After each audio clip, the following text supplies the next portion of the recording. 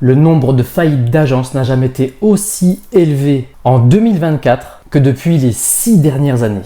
Il y a de ça quelques jours, je suis tombé sur ce graphique qui montre le nombre de faillites d'agences de 2018 à 2024 en fonction de l'ancienneté de ces fameuses agences. Alors évidemment, les agences qui ont moins de 3 ans sont celles qui souffrent le moins de la conjoncture économique actuelle.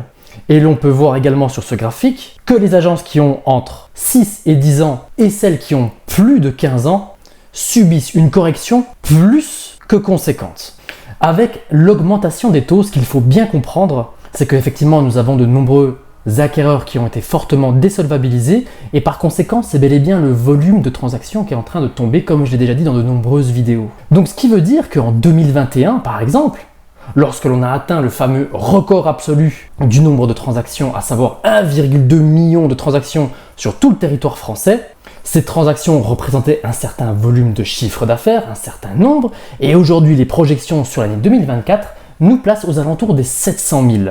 On a donc un décrochage entre 35 et 40% du nombre de transactions. Et donc du coup, l'assiette sur laquelle ces agences peuvent vivre est en train littéralement de s'effondrer.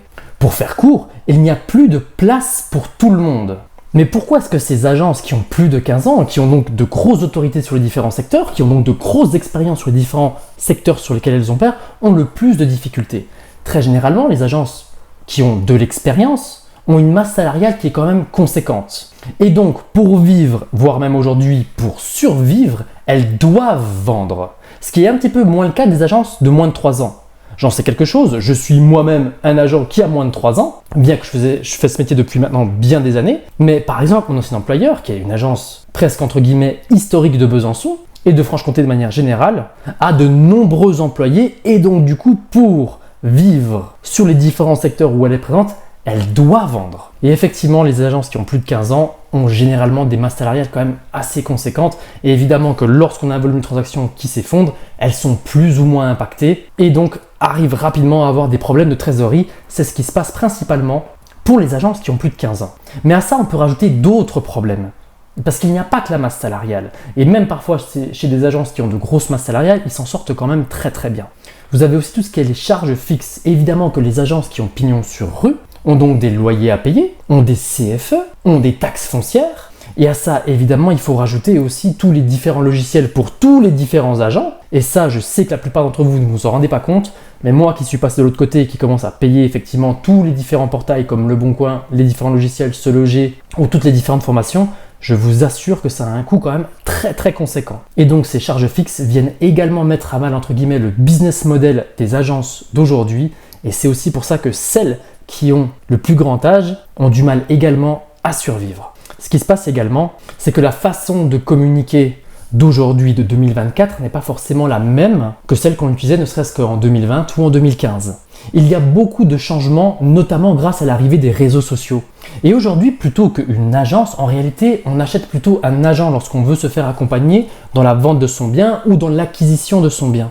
D'ailleurs, vous pouvez me le dire en commentaire si ça vous intéresse. Est-ce que vous passez par un agent plutôt à cause, entre guillemets, du speech qu'il vous a fait et de la présence qu'il a lorsqu'il vous a rendu l'estimation, ou plutôt parce que c'est simplement le nom de l'agence dans laquelle il travaille qui vous parle?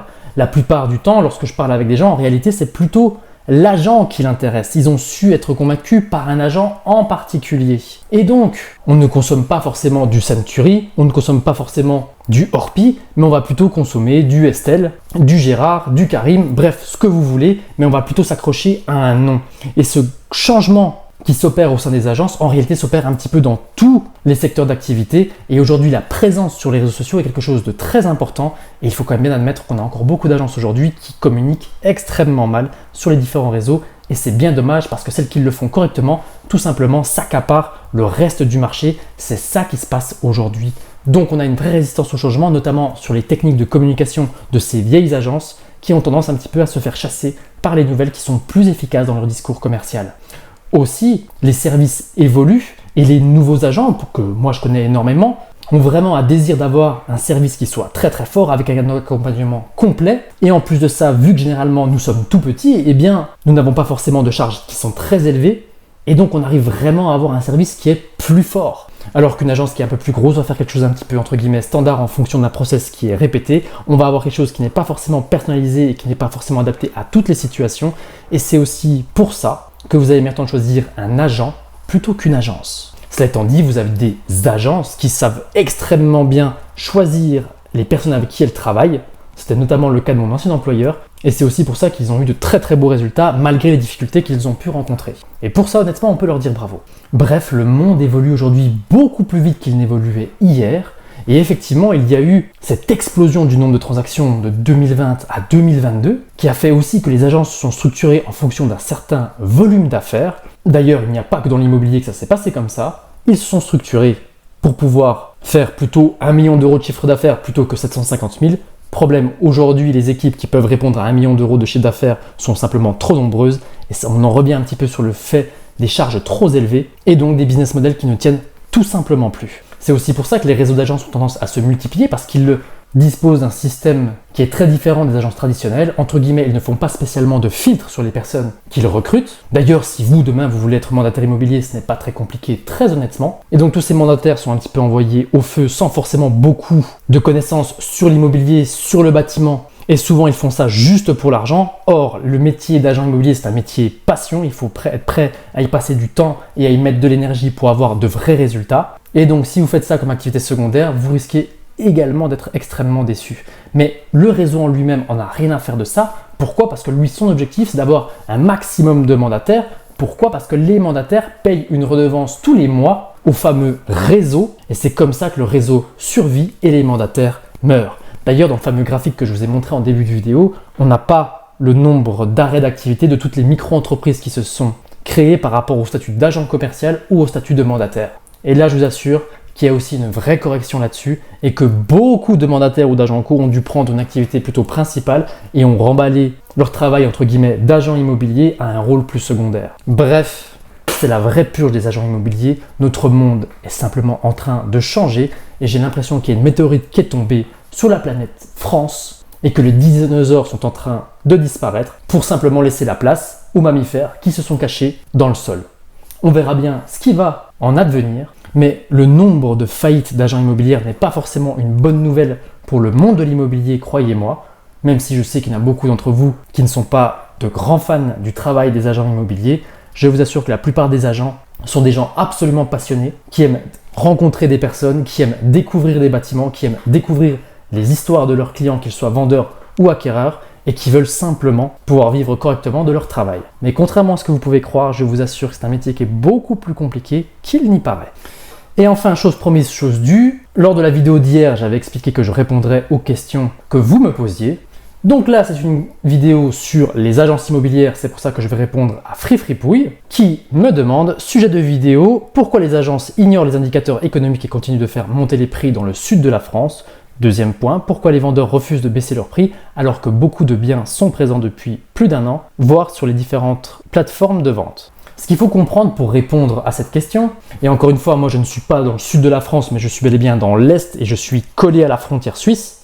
Mais dans le sud de la France, c'est vrai qu'on a beaucoup de secteurs avec des prix qui résistent énormément, même si effectivement il y a beaucoup de biens qui ne trouvent pas preneur. Pour répondre à la première question par rapport au fait que les agences ignorent les indicateurs économiques, j'ai tout simplement envie de dire que c'est pas le boulot d'une agence que de faire gaffe aux indicateurs économiques. Ils doivent s'adapter à toutes les situations en fonction de la situation des vendeurs et des acquéreurs. Soit ils arrivent à faire entendre raison à leurs vendeurs pour retrouver un point d'équilibre, soit ils n'y arrivent pas. Et donc on en arrive sur la deuxième partie de la question par rapport aux vendeurs, à savoir pourquoi beaucoup de vendeurs refusent de baisser leur prix. Eh bien, tout simplement parce que d'abord, c'est bien eux qui décident d'une part le prix affiché et le prix auquel ils sont capables de vendre. Nous sommes encore dans un pays libre et c'est quand même les propriétaires qui ont le droit d'accepter ou de refuser les offres. Mais toujours est-il que vous avez raison dans une autre mesure, c'est que beaucoup d'estimations sont faites en 2021 ou en 2022.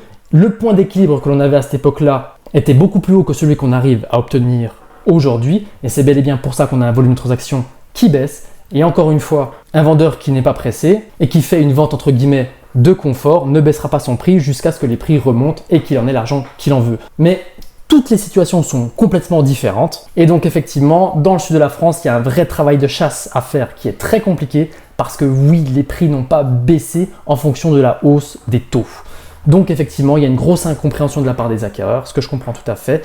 ce que je dis est vrai pour le sud de la France, ça ne l'est pas forcément ailleurs. On a vraiment des secteurs qui dévissent quand même beaucoup plus violemment. Et aussi une petite réponse à Mathias Lacombe, qui est un habitué de la chaîne et qui commente très régulièrement. D'ailleurs, merci à vous Mathias. Et qui me pose la question, quelles sont les techniques malhonnêtes de certains agents immobiliers? Les techniques malhonnêtes, la plupart du temps, c'est tout simplement le bluff. Est-ce qu'ils ont le droit de bluffer? J'ai envie de vous dire oui, il n'y a rien qui l'interdit. Est-ce qu'ils ont le droit de donner à l'oral des informations fausses? C'est toujours pareil, les informations à l'oral n'engagent que ceux qui veulent bien y croire. Appuyez-vous toujours sur des écrits et faites vos recherches de votre côté. Mais effectivement, les agents immobiliers, entre guillemets, brigands, ce sont bel et bien eux qui ont de plus en plus de mal à survivre. Et c'est plutôt les agents immobiliers honnêtes et qui veulent vraiment faire correctement leur métier qui ont une belle tendance à survivre. Donc j'ai envie de vous dire que cette crise est en train un petit peu de purger gentiment le marché, que ce soit du côté des biens à vendre ou que ce soit du côté des agents immobiliers. Donc les techniques malhonnêtes, j'ai envie de vous dire, il y en a mille et une. Il y a tout plein de façons de communiquer. Mais très honnêtement, c'est plus souvent de l'incompétence que de la malhonnêteté, pour être très sincère avec vous, Mathias. Je vous remercie de m'avoir suivi jusqu'ici. Si vous avez des questions sur le monde de l'immobilier, n'hésitez pas à me les mettre en description. Pour ceux qui veulent me poser une question directement, je vous mets en lien le groupe Startimo sur WhatsApp. J'espère que cette vidéo vous a plu. J'espère que j'ai pu un petit peu vous éclairer sur le monde des agences immobilières et un petit peu par rapport à la crise que le secteur est en train de traverser. N'hésitez pas à vous abonner parce que comme vous le savez, pour le mois d'août, ce sera une vidéo par jour. Je vous dis à très vite pour de nouvelles vidéos. Ciao, ciao, ciao!